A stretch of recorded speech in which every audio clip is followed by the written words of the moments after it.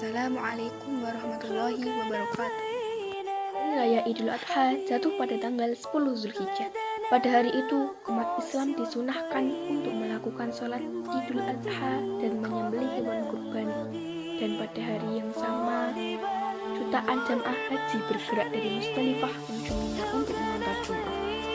Allah Subhanahu wa Ta'ala berfirman dalam surah Al-Kautsar ayat 2, A'udzu billahi minasyaitonir rajim. Fasolli li rabbika wanhar. Maka dirikanlah sholat karena Tuhanmu dan berkurbanlah. Sejarah kurban berhubungan dengan perintah Allah yang mulanya diturunkan kepada Ibrahim alaihissalam. Ibrahim termasuk nabi terbaik yang mendapat julukan Ulul Azmi. Ibrahim mendambakan buah hati. Diceritakan Nabi Ibrahim telah lama mendambakan kehadiran seorang anak. Sampai Ibrahim mulai menua, ia tak kunjung memiliki keturunan.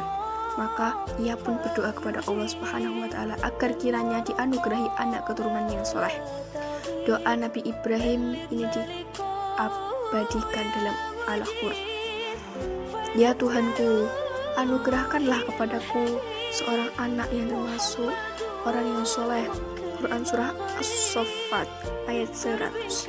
Kelahiran Ismail. Karena sesungguhnya dalam berdoa Allah mengabulkan doa Nabi Ibrahim.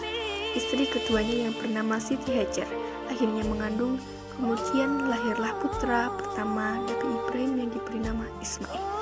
Allah Subhanahu wa Ta'ala berfirman, maka kami beri kabar gembira kepadanya dengan kelahiran seorang anak yang sangat sabar, Ismail. Quran Surah As-Saffat ayat 101. Nabi Ibrahim tentu senang dengan kelahiran Ismail.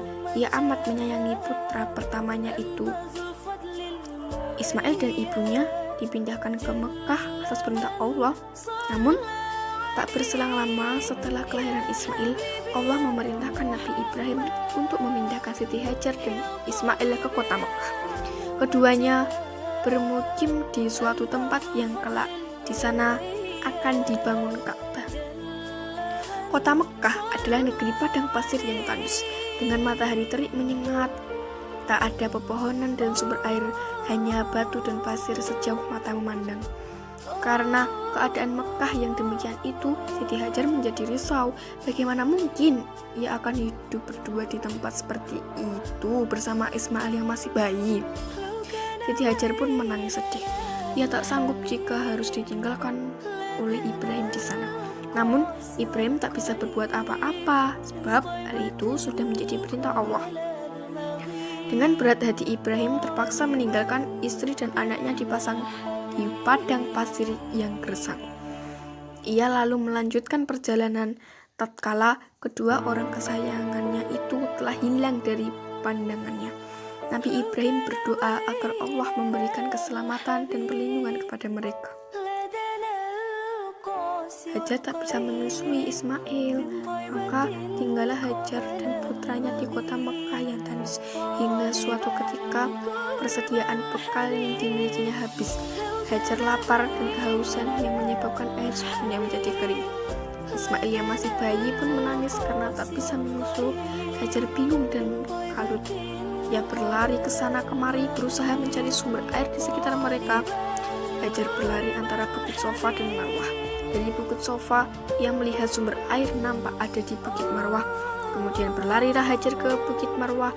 Setibanya di sana, yang disangka air ternyata cuma bayangan. Ia terus berbolak-balik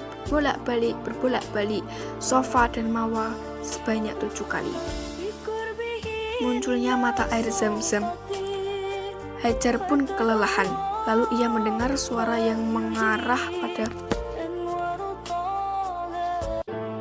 tempat di mana Ismail dibaringkan dalam keadaan menangis dan meronta menghentak-hentakkan kaki.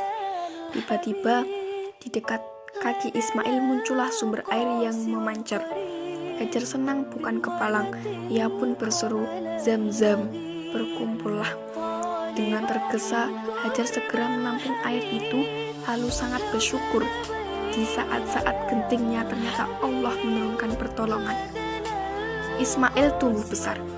Sering Berjalannya waktu, Ismail tumbuh menjadi anak cerdas, soleh, dan berbudi baik, sesuai doa yang dipanjatkan ayahnya.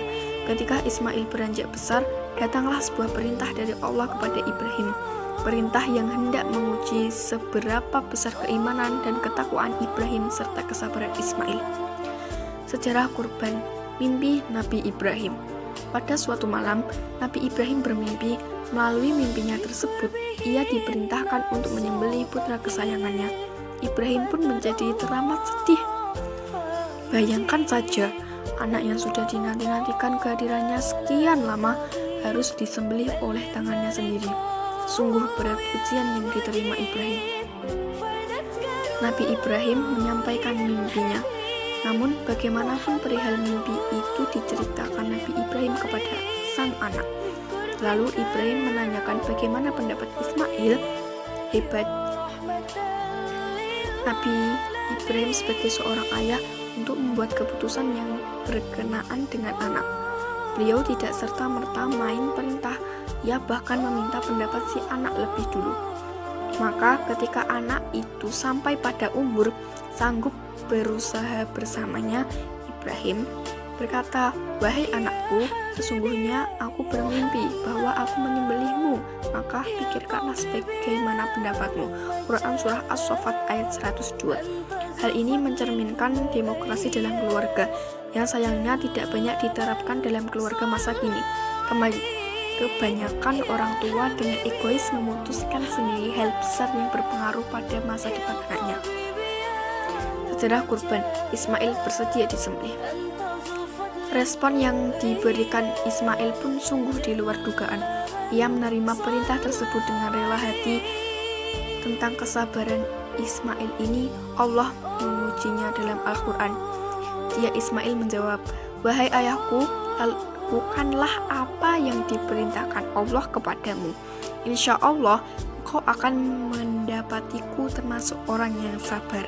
Quran Surah As-Saffat ayat 102. Maka tibalah saatnya ditentukan untuk melaksanakan penyembelihan. Ismail pun dibaringkan dengan mata basah berlinang air mata. Ibrahim memegang pedang yang sudah disiapkan. Ismail diganti domba. Ketika Ibrahim telah meletakkan pedang di leher Ismail, datanglah malaikat Jibril. Ia mengganti Ismail dengan seekor domba yang gemuk. Allah Subhanahu wa Ta'ala berfirman, tatkala keduanya telah berserah diri dan Ibrahim membaringkan anaknya atas pelipisnya, nyatalah kesabaran keduanya. Lalu kami panggil dia, "Wahai Ibrahim, sungguh engkau telah membenarkan mimpimu itu. Sungguh demikianlah kami memberi balasan kepada orang-orang yang berbuat baik." Quran Surah As-Saffat ayat 103-105. Nabi Ibrahim memberikan kita teladan yang berharga.